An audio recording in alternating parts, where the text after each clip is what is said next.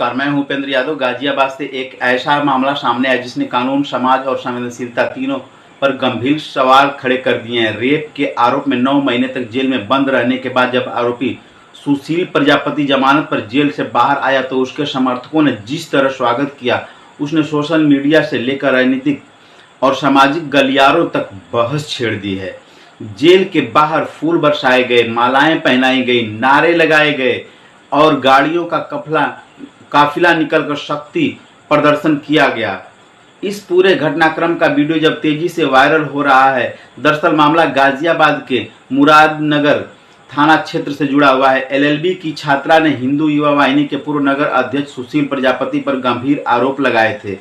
छात्रा का कहना है कि आरोपी ने उसे नशीला कोल्ड ड्रिंक पिलाकर उसके साथ दुष्कर्म किया। शिकायत के बाद पुलिस ने मामला दर्ज किया और आरोपी की गिरफ्तारी के लिए कार्रवाई शुरू की। पुलिस ने उस पर 25,000 रुपए का इनाम भी घोषित किया था।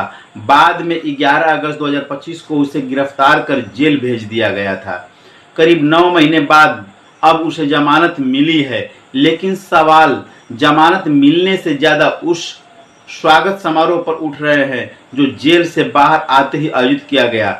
वायरल वीडियो में साफ दिखाई दे रहा है कि आरोपी के समर्थक बड़ी संख्या में मौजूद है। कोई फूल बरसा रहा है, कोई माला पहना रहा है तो कोई नारेबाजी कर रहा है। कई लोग गाड़ियों के काफिले के साथ जुलूस निकालते दिखाई दे रहे हैं। यही वीडियो अब सोशल मीडिया पर लोगों के गुस्से का कारण बन गया है। लोग पूछ रहे हैं कि जिस व्यक्ति पर इतना गंभीर आरोप हो, उसका इस तरह सार्वजनिक सम्मान आखिर किस मानसिकता को दर्शाता है? क्या यह पीड़िता के मनोबल को तोड़ने की कोशिश नहीं है? क्या इससे समाज में गलत संदेश नहीं जाएगा? यही वजह है कि मामला अब सिर्फ एक आपराधिक केस नहीं बल्कि सामाजिक संवेदनशीलता और कानून के सम्मान से जुड़ा मुद्दा बन गया है। इस पूरे मामले पर डीसीपी जितेंद्र कुमार का बयान भी सामने। उन्होंने कहा कि वायरल वीडियो पुलिस के संज्ञान में आया है और इसकी जांच कर आवश्यक कार्रवाई की जाएगी। पुलिस अब यह भी देख रही है कि कहीं जुलूस निकालने के दौरान कानून व्यवस्था का उल्लंघन तो नहीं हुआ। अब बात करते हैं उस आरोप की जिसने इस पूरे मामले को जन्म दिया। एलएलबी की छात्रा के मुताबिक उसकी मुलाकात नवंबर 2021 में सुशील प्रजापति से हुई थी। बातचीत बढ़ी तो आरोपी लगातार फोन कर उसका हाल चाल लेने लगा। छात्रा ने बताया कि वह लॉ की पढ़ाई के साथ मेरठ कोर्ट में एक वरिष्ठ वकील के पास प्रैक्टिस भी कर रही थी। इसी दौरान आरोपी ने उसे गाजियाबाद कोर्ट में प्रैक्टिस करने की सलाह दी और कहा कि वहां व्यवस्था कराने में वह मदद करेगा। छात्रा का आरोप है कि इसी भरोसे का फायदा उठाते हुए आरोपी उसे अपनी थार गाड़ी में बैठाकर एक फ्लैट पर ले गया। वहां उसने कोल्ड ड्रिंक दी और कहा कि वकील साहब आने वाले हैं। पीड़िता के मुताबिक कोल्ड ड्रिंक पीने के कुछ ही देर बाद उसे नींद आने लगी। इसी दौरान आरोपी ने उसके साथ दुष्कर्म किया। इतना ही नहीं, घटना के बाद जान से मारने की धमकी भी दी गई। छात्रा का कहना है कि आरोपी उसे बाद में सड़क पर छोड़कर चला गया। होश आने के बाद पीड़िता ने हिम्मत जुटाई और 8 अगस्त 2025 को मुरादनगर थाने में शिकायत दर्ज कराई।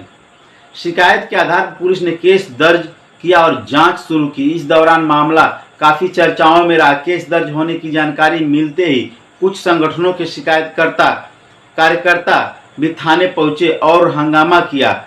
अब जब आरोपी को जमानत मिली है और उसके स्वागत का वीडियो सामने आया है तो कई महिला संगठनों और सामाजिक कार्यकर्ताओं ने नाराजगी जताई है। उनका कहना है कि किसी भी आरोपी को अदालत से जमानत मिलनी कानूनी प्रक्रिया का हिस्सा हो सकता है, लेकिन गंभीर आरोपों का सामना कर रहे व्यक्ति का सार्वजनिक सम्मान समाज के लिए खतरनाक संकेत है। इससे पीड़िताओं का न्याय व्यवस्था पर भरोसा कमजोर हो सकता है। कानूनी विशेषज्ञ भी मानते हैं कि जमानत का मतलब निर्दोष साबित होना नहीं होता है। अदालत केवल यह तय करती है कि सुनवाई पूरी होने तक आरोपी को किन शर्तों पर राहत दी जा सकती है। ऐसे में आरोपी को हीरो की तरह पेश करना सामाजिक रूप से बेहद संवेदनशील मामला बन जाता है। सोशल मीडिया पर भी लोग दो हिस्सों में बंटे दिखाई दे रहे हैं। कुछ लोग इसे समर्थक की व्यक्तिगत भावना बता रहे हैं, जबकि बड़ी संख्या में लोग इसे कानून और महिला सम्मान के खिलाफ बता रहे हैं। कई यूजर्स ने सवाल उठाया है कि अगर किसी महिला ने साहस जुटाकर शिकायत दर्ज कराई तो इस तरह के जुलूस उसके मानसिक दबाव को और बढ़ा सकते हैं। फिलहाल पुलिस वायरल वीडियो की जांच में जुटी हुई है। देखना होगा कि प्रशासन इस पूरे मामले में क्या कदम उठाता है। लेकिन इतना जरूर है कि गाजियाबाद की यह घटना केवल एक वायरल वीडियो नहीं बल्कि समाज के सामने खड़ा एक बड़ा सवाल है। क्या हम आरोप और न्यायिक प्रक्रिया के बीच की संवेदनशील रेखा को समझ पा रहे हैं या फिर भीड़ और शक्ति प्रदर्शन के जरिए उसे धुंधला करने की कोशिश हो रही है।